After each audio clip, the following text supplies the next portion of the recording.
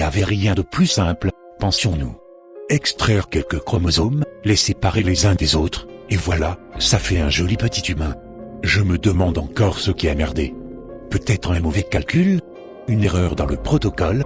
Ou bien encore quelque chose échappant à notre contrôle? Qui peut savoir?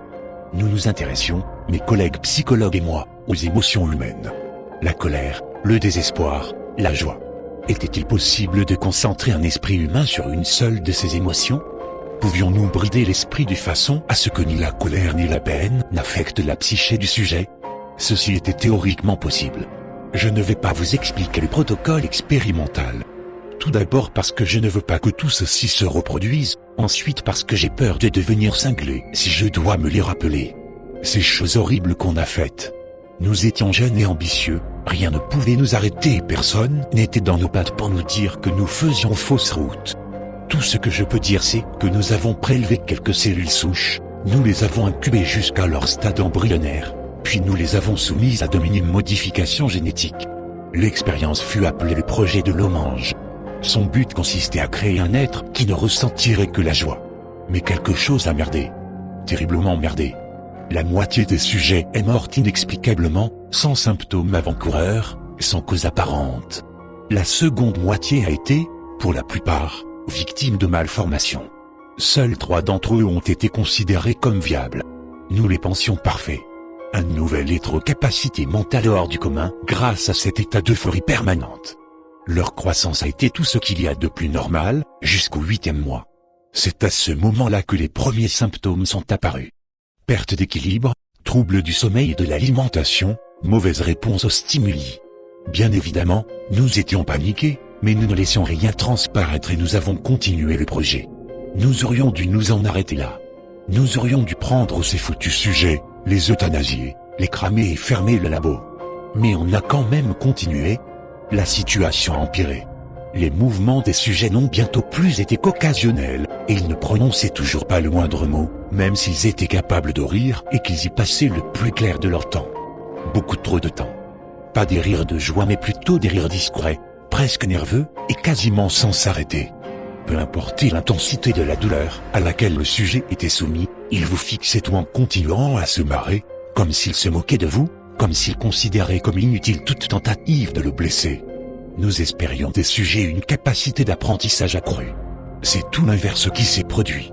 Leur développement mental était extrêmement en retard. Ils ne pouvaient maintenir leur attention qu'une poignée de minutes avant de retomber dans leur état d'hilarité. Nous avons toutefois poursuivi l'expérience, espérant que ces symptômes allaient s'atténuer avec le temps. Nous avons donné un nom à ces symptômes, le syndrome du pantin joyeux, car leurs mouvements incohérents, mécaniques, ressemblaient à s'y méprendre à ceux d'une marionnette dirigée par des fils. Au bout de 5 ans, on s'est rendu compte qu'il n'y avait aucun espoir. Les rires incessants des enfants nous devenaient intolérables, comme s'ils savaient quelque chose que nous ignorions, comme s'ils se fichaient de nous. Être confronté à un enfant pris de convulsions et de bouffées d'hilarité est une chose qui vous hante à vie. 2 de mes collègues, ne supportant plus cette situation, ont abandonné le projet. Je n'ai plus jamais eu de leurs nouvelles. Ils sont probablement morts. Les enfants n'avaient pas parlé pendant 5 ans. Ils se contentaient de rire, ce putain de rire. Nous leur avons apporté leur petit déjeuner alors que leurs grands yeux nous fixaient, ils gigotaient tels des pantins, ils gloussaient mais ne disaient rien. Nous avons laissé la nourriture à leurs pieds, puis nous avons quitté la pièce. Cette nourriture contenait une toxine qui devait les tuer à petit feu et sans douleur. C'était une épreuve douloureuse pour nous mais nous devions le faire. Tout ceci n'a toutefois pas été aussi simple que cela. Alors qu'un de mes amis posait sa gamelle au pied d'un des garçons, les rires se sont arrêtés. Le garçon a fixé mon ami, ses yeux devenant soudainement sombres, son attitude sérieuse, son rire éteint. Ils ont continué à le fixer encore un moment, le corps parcouru de spasmes. Mon ami était en état de choc et ne pouvait plus bouger. Nous nous sommes alors levés, mes collègues et moi, sortant stylo et carnet de notes afin d'y consigner nos observations. Soudainement, mon ami est tombé à genoux, la tête entre les mains hurlant comme un fou. Il avait l'air de souffrir le martyre. Mes collègues et moi étions totalement pris au dépourvu. Nous ne pouvions rien faire d'autre que nous asseoir et regarder. Mon ami s'est effondré sur le sol, hurlant des insultes. Il a convulsé à plusieurs reprises puis il s'est immobilisé. J'ai réussi, contrairement à quelques-uns de mes collègues, à me retenir de vomir. Quelque chose n'était pas normal. Une présence sombre semblait s'élever au-dessus de nous. Nous avons immédiatement scellé la porte. Le garçon s'est alors arrêté pour regarder au travers de la porte, et il s'est mis à rire. Il est tombé à terre, son corps roulant et se convulsant dans un grand rire malsain. Les deux autres sujets ont fait de même. Quelques minutes plus tard, leur crise est passée, et ils se sont relevés, toujours en gloussant, toujours parcourus de spasmes. Les lumières se sont éteintes. J'ai alors entendu un fracas, un bruit de verre qui se brise, des cris. La chose qui m'a le plus terrifié reste ces murmures obsédants qui se mêlaient au rire étouffé. Quand la lumière est revenue, les sujets n'étaient plus là. Deux de mes collègues gisaient à mes pieds, inconscients, leur corps tordu dans des positions peu naturelles. Du sang s'égouttant de leur bouche déformée. Tout indiquait qu'ils étaient morts. Aucun signe vital n'était visible. Mais, alors que je me penchais vers eux, j'ai pu les entendre rire très faiblement. Je suis alors parti examiner mon ami. Pas de pouls, pas de respiration, mais il continuait à rire doucement. Même si les sujets avaient disparu, je me sentais comme mes pieds. Quelque chose de tapis dans les recoins de mon champ de vision, mais que je ne pouvais saisir du regard.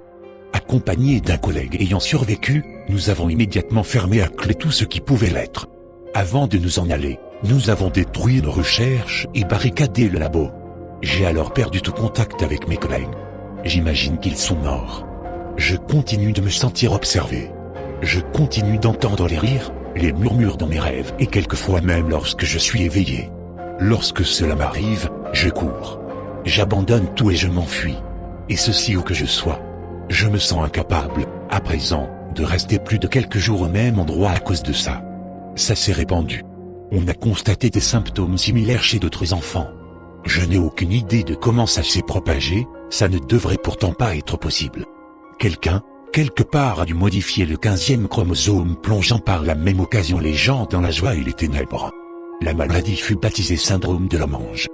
Pour l'instant, cette nouvelle progéniture n'est pas dangereuse. Mais je sais que les sujets originaux continuent de rôder quelque part. Je sais qu'ils viennent me chercher. Je sais qu'ils me retrouveront. J'ai accepté ce fait. C'est ce que je récolte pour avoir essayé de dompter la nature. Je laisse cette lettre en guise d'avertissement. Ils viennent pour vous aussi. Ils viennent pour nous tous. Si jamais vous entendez des murmures et des rires si bas qu'ils semblent inaudibles, alors courez. Si jamais vous avez la sensation que quelque chose se tient à la limite de votre champ de vision, mais que vous ne parvenez pas à voir, alors courez. Je vous préviens également. 1. N'essayez pas de dompter ce que vous ne pouvez pas maîtriser. 2. Même un ange peut cacher un démon. 3. Ne cherchez pas à me retrouver. C'en est fini de moi. Ce manuscrit a été retrouvé dans un laboratoire secret laissé à l'abandon, découvert au cœur d'une forêt d'Alaska. Le laboratoire était composé d'une salle d'observation et d'une salle de confinement. La salle de confinement était barricadée et fermée. L'ensemble du labo semblait avoir été victime d'un incendie. Des traces de sang furent trouvées dans la salle de confinement, ainsi qu'une fenêtre brisée. Nous ignorons encore de quel organisme dépendait l'installation.